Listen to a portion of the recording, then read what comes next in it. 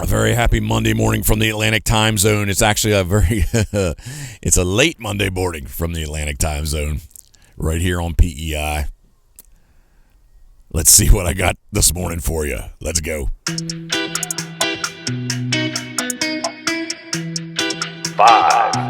4, 3, 2, 1. Quiet on the set. All right, quiet on the set. Pitboss Nation, what is up? This is the Pitboss Podcast. I am the host, Jeff Coates. If you already follow along with us and know what we are about, we appreciate your effort in following along with us. If you've just stumbled upon us, just found us, please come along and check this out. Life through my eyes, from my perspective. Thinking of you we are. Come on along with me and let's get this thing started.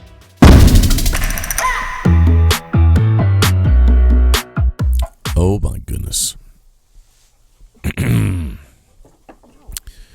A very happy Tuesday to everyone from the Atlantic time zone. We are on PEI. Excuse me one second as I enjoy a little Tony Hawk. What, love? Tony Hawk. No, Tim Hortons. Tim Hortons finest. Love, good morning. Good morning. How are you? Feeling better. Yeah. I don't think I actually closed. So I got up at midnight on Sunday night, Monday morning, however you would like to look at it. And our plan was to leave by 2 a.m., which I think we actually officially came out of the driveway at about 1:51. Officially. We kind of chuckled at that because usually we're running late, and we were actually early. So we got a tad bit early start to our trip. Drove. Maryland, Delaware, New Jersey, New York, Connecticut, Massachusetts. There they go. Duke and Rye. Massachusetts, New Hampshire, Maine, New Brunswick, and then PEI. And so when we crossed the border, we gated out because this is the Atlantic time zone. Love, I'm not feeling dry or something. I'm not sure. Ew. What? I'm sorry. No, I'm just trying to get it worked out. I'm very dry. Very dry. Tim Hortons tastes good though. Yeah, so Atlantic time zone. I guess what I'm trying to do is figure how many hours. We say 21 hours, right? Yeah, basically it took us 21 hours to get here, but we stopped a lot. So I think if you Google it, it'll say 16:45, 17 hours, 15 minutes, something like that. Depends on traffic. Right on my nose. Got him. These mosquitoes. It's actually pretty mild here still. We've been fighting mosquitoes last night and this morning. First thing I wanted to do was fire up the wood stove, even though it was, I guess it was kind of a dampish coolness, right, inside. I had that thing cranked up too, didn't I? Karen thought something was on fire. It was like just had that really hot smell. I don't know if that makes sense or not, but to me, it was a hot smell. There was some heat. Yeah. So anyway, we got here midnight, which was really 11 Eastern time. Midnight, but I mean, I don't think I truly closed my eyes till 3 a.m. because you were done at 2, and I said, "Come on, it's only like 3 hours till 6 o'clock. Let's just stay up." She said, "No." I want to say back in the day, it's probably not that long ago. No, it probably is. It's over 20 years ago. Oh my goodness, I'm old, love. No, it's not 20. No, 10. About 14 years ago. Not 20. But my strongest run, I'm going to brag a little bit. My strongest run, there they go. Duke loves this place. This is the one sad thing, although we do enjoy, probably the truck hitch is the only thing they're really going to hurt themselves on. We're very fortunate to live on the water. And actually the view here is pretty. We're looking at, I won't call it a tidal marsh, but we are looking at some tidal water right across the field from us.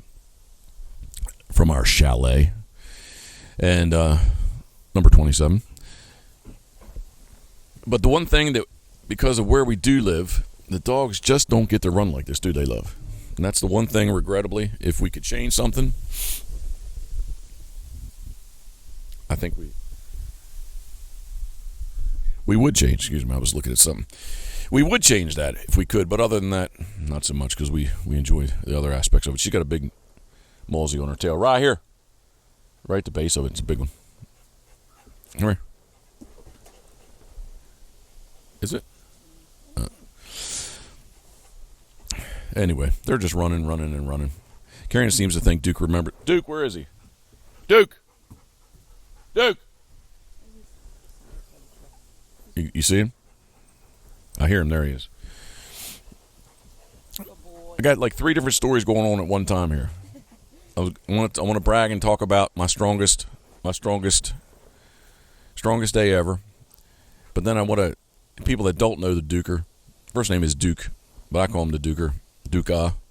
I wouldn't have named him a Duke. But, hey, anybody has a dog named Duke, I have no issues with that. I just personally wouldn't have named him Duke. He's a rescue. Came in Karen's work to be put down at 2 years old. And I'm telling you what, if he had a set of testicles on him, love, I would march this dog around, because he's a stud-looking dog, just ballless. Supposedly they took him off to try to make him, detune him, shall we say. But anyway, he's a good-looking boxer. That he's got to have some American Bully in him, don't you think? He's a muscle. Yeah, we think so. Anyway, Karen seems to think that he remembers. No, that was, what was I saying? Oh, I just want to explain who Duke was. So that's who Duke is. And he's 5 years old now. I got a couple scars on my hands, my right hand from when we first got him, but he and I have an understanding now. And it's all good, and he's enjoying. And if you don't know, the ride dog, we picked her up on this journey last year. We were here about 2 weeks later, and we did pick her up, so she would have been about probably 5 or 6 weeks old this time last year. She was like 7 going on 8 weeks. Love. Well, we didn't pick her up till later, so on October 8th, she was probably 5 or 6 weeks old, right? Sorry, yes. Yeah. You would be right. Yeah. Hey, I'm just taking a page off the border patrols. Just want you to know, just remind you who's in charge. Love, you're in charge. You know that. No. I'm sorry. Speak up loud. I'm sorry, sir. Kill that one. Kill it on my forehead. He's on my forehead. Smack you. Yeah, smack it. Oh, there she got it. And then there's, and I don't know what happened to the bone magnet on the back of my truck. Well, when I took the dog box off, it came off. I need to put it back on. But anyway, Karen rescued another little rescue, Bo, but we don't know how old he is. 8, 9, huh? 10. Okay, I was gonna say 8, 9, or 10. He only has one eye. That happened on my watch, so to speak. And we blame Duke, but we think the more I think about it, I think it's possibly the old poacher dog did it to him. I don't know. Karen's shaking her head no. Hey, easy. The old poacher dog. She was a little Hank McNeil bred lab. Break out your Tylenol and look on the very back, and it says McNeil Pharmaceuticals. And Hank has had some really nice dogs over the years. And so anyway, she was a little female, man. At fighting weight, she'd be about 52 pounds. She was a crazy little dog. Her what is it? What do I always like to say? It was her father's grandmother was her mother, or something like that. I can't remember. She was a little close, shall we say? And I think because of that, she had some little quirkiness about her. But the little poacher dog, she was a nice little dog. My mom blew her up to about 80 pounds, and then we got her back, and we got her. We thinned her out. I don't think it's probably back down to 60 or so. Yeah, she was at the end. She was a good-looking dog. Not that she wasn't a good-looking dog, heavy, but she looked like she might explode. She looked like a tick, because she was little. She was a little dog that was walking around at 80 pounds. Like I have room to talk, right? I do see that. Another one. The kill ratio is going up good. Anyway, I really do ramble. Finally, she's down. I really do ramble. So yeah, Bo has one. Anyway, come home from a duck hunt one day, and I let him out, and Bo's right eye, or his left eye was hanging out, and it was pretty upsetting. Rushed him off to Karen at work. She works at VCA, and I don't see him, love. She works at VCA, and it was very disturbing to her too. But anyway, so Bo, he's one eye Bo. So that's the 3 that we have with us. So there. If you didn't know, you hear me talking. Wait a minute. Ooh, that was a mosquito swat.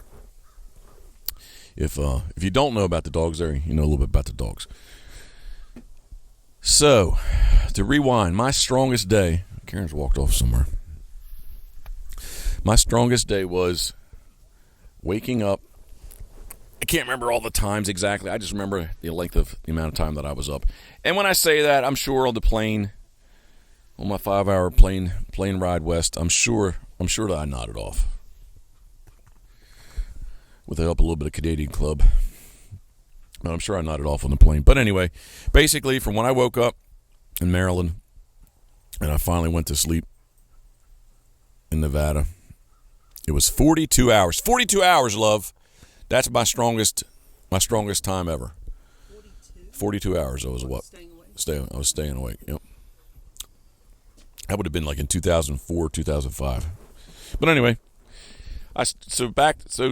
come this all the way around full circle. I think if 3 o'clock, we should have stayed up to 6 o'clock and we would have been good to go. So 3 o'clock, I guess. Well,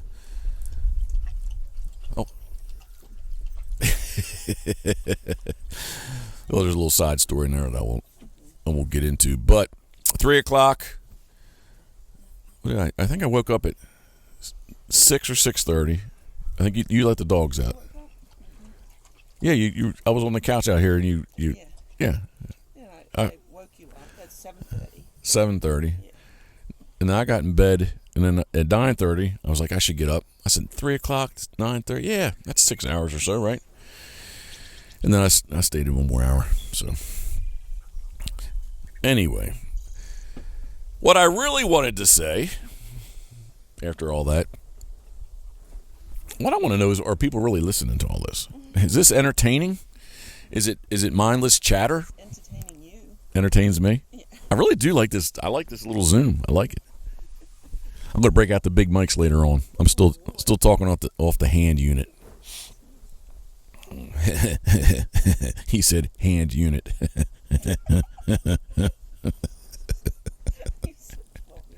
What'd you say? You're so 12 years old. 12 years old. We are sitting on the deck, the back deck of our chalet number 27. It's not raining, so that's a good thing. It looks like it's going to clear off this afternoon. What'd you say this system was all the way down in Georgia? To Georgia, what it yesterday? Kind of ran southwest and northeast. And I will say, when we first got on the bridge, that was weird, wasn't it? It was foggy, rainy, and you couldn't really tell. We were following a lot of tractor trailers on and off the island, and going across this Confederation Bridge. It is the world's longest bridge over ice-covered water. Of course, it's not ice-covered at the moment, but it's long. It's like 18 kilometers, something like that. So what's that make it, like 8 miles or something? 8-9 miles. And it costs $56 to cross this bad boy. Now, they don't charge you to get on the island. They charge you to get off the island. So $56 to get off. But anyway, following trucks on and off. My eyes were definitely feeling so. And a lot of these, and I talked about it to Karen. I don't have them on my truck, but a lot of LED lights I noticed last night driving. And so anyway, he was behind me, pulled off. I let him get a swing around me. The bridge, it's really probably, it's 2 lanes, but it's probably in actuality it's probably a 3-lane bridge, because there's really not a shoulder, but there's enough that you could pull off the two. Yeah, emergency vehicle and that kind of stuff. So it's really kind of like a three lane wide, but there's only 2 lanes on the bridge. But just with the kind of had a heavy drizzle that was blowing from left to right pretty strong. We were headed basically east across the bridge, and there was just this fog and the lights, and it was just there. And so when you get up on the bridge is really not that high off the water, I don't think, 200-300 feet maybe.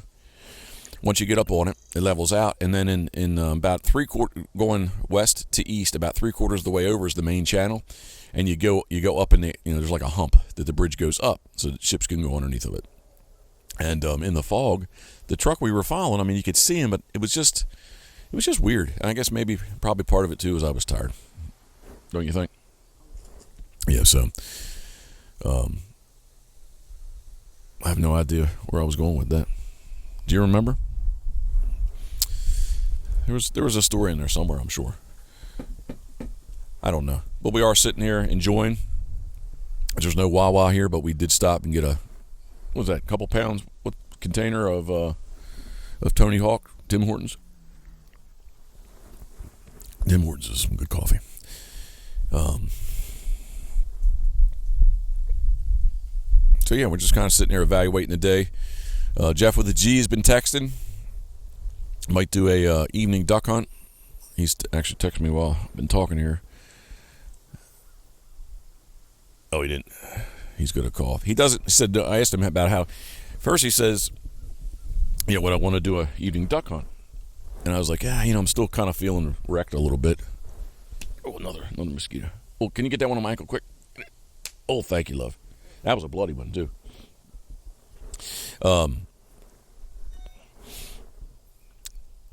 So waking up at 10, 11. When I did take Karen, you took a shower last night. I kind of went to sleep, so I didn't get my shower till this morning. Actually, late morning. But I feel better for it. And but I did tell Jeff, man, I still feel kind of wrecked a little bit, so I need to evaluate. And then I thought, well, heck, man, wrecked or not, I need to go. And then my next question was, is this going to be an easy hunt? And then he just texts back. He doesn't have anything lined up. He just was checking me out to see what's what. He's going to call. So I do believe they went hunting this morning, though, for some geese. So PEI, my first trip up. Beautiful island. If you ever get a chance to get here, you got to do it, especially in the fall. It's just beautiful. I'm sure it's beautiful the dead of the summer, too. But my first trip up with Jeff with a G, everybody laughed at me for doing this, but this is factual. If you are a collector, Karen, they're almost at the water down there. I mean, they're way down there. They're kind of starting to stretch out a little bit. If you're a collector, oh, she's got a ball too. If you're a collector and you don't want to make it to the West Coast for your Barrows Goldeneye, oh, I got another one. For your Barrows Goldeneye. Barrows Goldeneye, I'm going to segue. I was very fortunate back in the day that in Washington, the limit was still 7. And I think, I tell people this, if I had to pick a duck, what would be my favorite duck for many different reasons? What would be my favorite duck? And I'll throw table fare out so we can just forget about that one. So forget about how they taste as far as table fare goes, but just all the way around, what would be my favorite duck from looks, how they decoy, just everything that, at least in my mind, that I like about waterfowl and a duck. If I had to pick one duck, I would almost say the Barrows Goldeneye is the duck I would pick. Some people would probably say I should say surf scoter. Which surf scoter? You know what? And then I flip flops, and then I go back and say, a drake of anything. Doesn't really matter what bird it is. A drake of anything is a plumed out January drake of anything, except maybe blue-winged teal. You can tell me that needs to be March or April. Oh man, blue-winged teal. I forgot about the one in Florida. That was a stud of a bird too. So okay, I'm gonna have to rewind and say, really, a drake of anything is a good-looking bird. But I think I think I would say that there's a couple that are stand out more in my mind. How about that? For many different reasons. And Barrow's Goldeneye is one of them. So I shot my West Coast Barrows way back in the day, like I said, when it was a 7-bird limit, and I think now it's 2 out of the 7 birds. It's only 2. And to spin this full circle to catch you up, and I'll stop rambling, is PEI is the one of there's probably another place where somebody can tell me that they can do this, but the island of PEI is there is a strong population of Barrow's Goldeneye here, and if you're on the East Coast and you don't want to travel to the West Coast, I would say you need to get to PEI because you can shoot Barrow's Goldeneye here, and that was the very first trip up. That's really all I wanted to shoot. They are mixed with commons. There's like quite a few common here too, but the Barrow's Goldeneye limit, Jeff says they don't want to have the season open, but because they are flying with commons, so not to get anybody all jammed up, the Barrow's limit is 1 a day. And I will say this, I'm not a Goldeneye expert, but after doing it, I can tell you, in flight, you can tell the difference for sure. From a common to a Barrow's and Barrow's to a common. So that was my first trip up to PEI, and then that would have been December 2011. And then last year we were here doing this for Drake's Migration Nation, season 10, which actually is airing right now. You could probably find an episode or two of actually, and some of it's on YouTube also. But if you get the Pursuit channel through end of January, you probably could catch the two episodes here where we includes picking up the gun dog puppy, and a lot of Canada geese, some nice black ducks. It was David Weldon told me that was the first time in 10 seasons that they had filmed black duck, and he kept his own list of what they had on film, so he could check off a black duck, and was very fortunate to be able to hang a giant bluefin tuna. 550, nothing record setting, but he was a big one. And we're going to try to do that again when Karen to crank on one. But that was last year, and we had so much fun last year, enjoyed it. That's why we're back again this year, just for fun. So I'm sure at home there's many, many things that I could be doing, but Karen has taken her vacation and her time, and we're doing it. One of the things that I really should be home, well, somehow orchestrating, is the world's largest duck boat. So Steve sent me a couple pictures yesterday. He's still putting it together. Gary Strahl Jr. over at Loadmaster Trailers. That thing should be done here. Went out last Wednesday to get dipped, galvanized. So it's got to be getting pretty close. He's pretty good about texting me pictures and video, and I haven't seen anything from him. So this week it should all be coming together. We kind of had a wild hair idea that maybe from here we would drive to Ohio and pick it up and do all that, but I'm not sure. We may just try to get the trip south, which again, if you Google it, it says, I'll just say 17 hours. Took us 21, but that's really the same from here to Port Clinton for the trailer, and or Dover, Ohio.